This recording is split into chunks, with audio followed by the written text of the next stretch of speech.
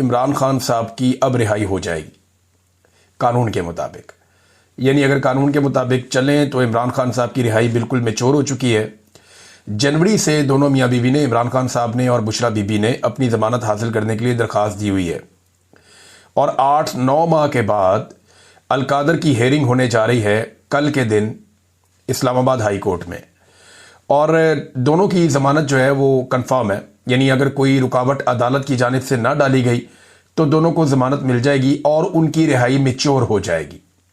यानी असूलन और कानूनी तरीके से इमरान खान साहब को कल रात तक जेल से बाहर आ जाना चाहिए। फिर दूसरा, एक खातून की ज़मानत को 10 माह तक रोके रखना, ये भी एक नेक्स्ट लेवल की नाइंसाफ़ी है जिसकी कोई और मिसाल नहीं है, जो बुशरा बीबी के साथ किया गया।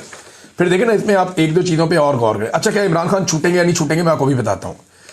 यहां पे इमरान खान साहब से कानूनी इंतकाम लिया जा रहा है। तोशाखाना केस में पैटर्न इन चीफ जनाब इमरान खान साहब को एक ही हकायक पर मुकदमा में तीसरी बार ट्रायल किया जा रहा है। यानी मुकदमा एक ही नौयत का है, अब तीसरी मरतबा इमरान खान साहब को उस पर ट्रायल किया जा रहा है। तोशाखाना में फ़र्ज़ करें कि एक वज़ीर आज़म है, वो 200 चीज़ें ले गया। वैसे इतनी चीज़ें तो नहीं ले जाते, लेकिन 200-300 चीज़ें भी ले जाते हैं। शरीफ ख़ानदान जितना सामान तोशाखाना से ले गया, अगर हर चीज़ पे एक एक मुकदमा बनाया जाए तो अगले 200 साल उनके ऊपर मुकदमा जो है वो चलते रहेंगे। ये जो काकड़ साहब आए थे निगरान वज़ीर आज़म, ये जो सामान ले गए, अगर इसी तरह एक एक करके मुकदमा बनाया जाए तो ये भी इनकी बाकी ज़िंदगी और इनकी नस्लें यही मुकदमे ही लड़ते रहेंगी। इमरान खान साहब पे एक ही मुकदमे को 3 दफ़ा चलाया गया।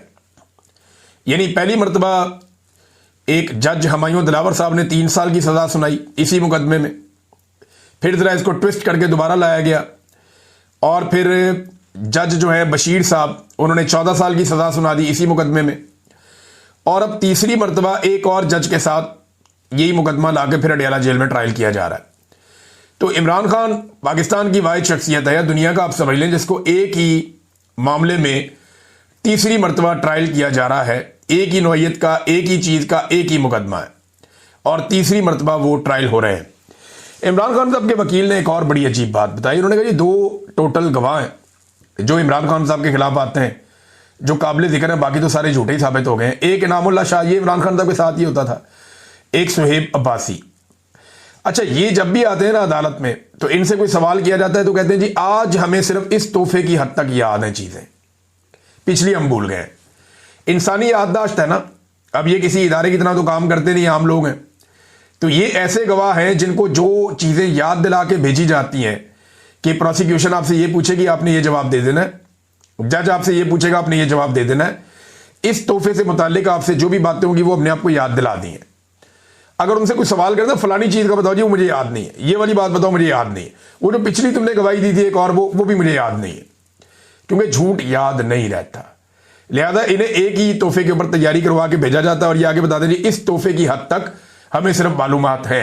अब अंदाजा करें गवाह भी इनके पास कैसे कमजोर है।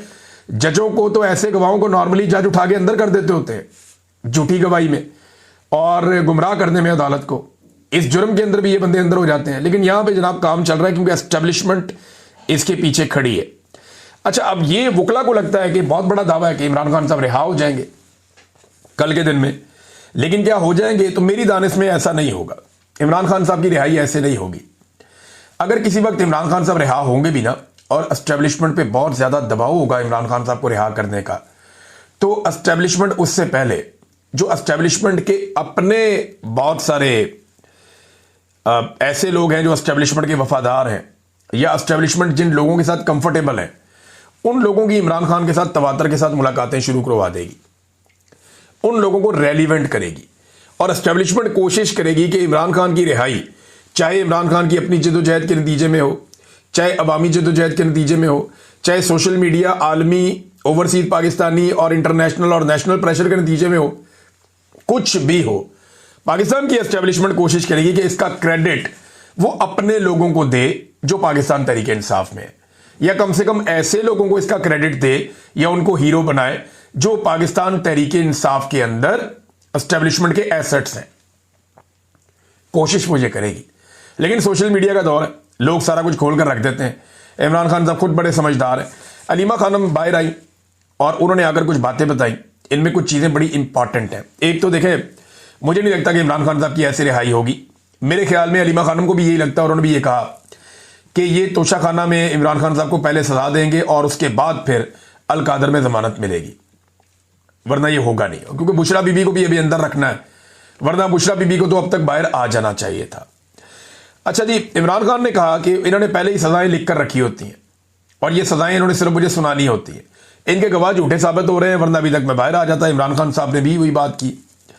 Chief justice Islamabad high court को बड़ी मेहनत करके ये लाए, जैसे इन्होंने 26 तरमीम ये वो सारा कुछ किया, और बार बार वो तारीख मनसूख करते हैं। वो बड़ी मेहनत कर रहे हैं इमरान खान साहब का केस ना लगे। 8-9 माह तो हो गए हैं, इमरान खान साहब का केस लगने ही नहीं दिया जा रहा। जो सबसे इंपॉर्टेंट बात इमरान खान साहब ने की कि वो बार बार आए, इमरान खान साहब ने बार बार इसके ऊपर बात की जब उन्हें मौका मिलता था, और बार बार आकर उन्होंने वादिया तीरा के वाक़े पर अफसोस का और दुख का इजहार किया। इमरान खान साहब ने कहा कि ख़वातीन और बच्चों की शहादत पे उन्हें बहुत तकलीफ है।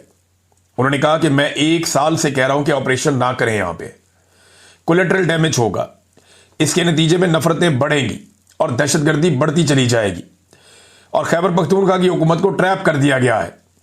और जी अफगानों के खिलाफ बयानात भी दिए गए, हमले भी, बेदखलियां भी, ड्रोन हमले भी, ये सारी चीज़ें इमरान खान साहब ने कहा गैर ज़रूरी और गलत हैं।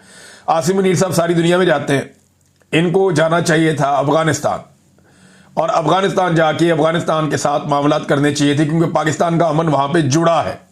इमरान खान साहब कहते हैं कि आसिम मुनीर साहब जो मौजूदा ऑपरेशन हो रहे हैं उससे 2 मकासद हासिल करना चाहते हैं। नंबर 1, उन्हें आलमी सतह पर पजीराई मिल जाए, तारीफ हो जाए कि वो मुजाहिद है जो दहशतगर्दी के खिलाफ खड़ा है और लड़ रहा है। तो ये ऑपरेशन शुरू करके वो एक ये तासुर बनाना चाहते हैं आलमी सतह पे। नंबर 2, पाकिस्तान तहरीक इंसाफ की मुकम्मल तबाही इससे उनको हासिल होगी, क्योंकि तहरीक इंसाफ जो है वो खैबर पख्तूनख्वा में उनकी हुकूमत है। जब इतनी दहशतगर्दी बढ़ेगी, लोगों का कत्लेआम होगा, ऑपरेशन के नतीजे में कोलेटरल डैमेज होगा, तो वहां जो इंतजामी जमात है वो कमजोर पड़ जाएगी। ANP के साथ भी इमरान खान साहब कहते रहे माजी में ये हुआ था। अब अगर आप गौर करें कि ये अफगानिस्तान के बारे में पॉलिसी बदली कैसे, लोग कहते हैं कि इमरान खान और शहबाज शरीफ दोनों की सोच में फर्क है। ऐसा नहीं है, ये जनरल बाजवा और जनरल आसिम मुनीर की सोच में फर्क है।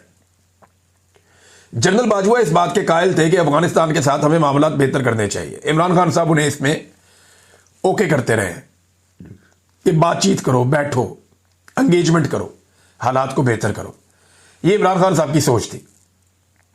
लेकिन दहशतगर्दों को वापस लाने का जो आइडिया था वो जनरल बाजवा का, जिसे इमरान खान साहब की काबीना ने मुस्तरद कर दिया था कि ये नहीं होगा, इस पर मजीद डिस्कशन कर लेते हैं लेकिन ये नहीं होगा और इससे नुकसान हो जाएगा। हमें पहले अफगानिस्तान की हुकूमत को एंगेज करना चाहिए, बातचीत करनी चाहिए। लेकिन फिर इमरान खान साहब की हुकूमत खत्म करके बाजवा साहब ने अपनी मर्जी कर दी और दहशतगर्दों के जत्थों के जत्थे वो पाकिस्तान में बुलवा लिए। आसिम मुनीर साहब आए तो वो टोटली अफगानिस्तान के बिल्कुल खिलाफ उनकी पॉलिसी थी।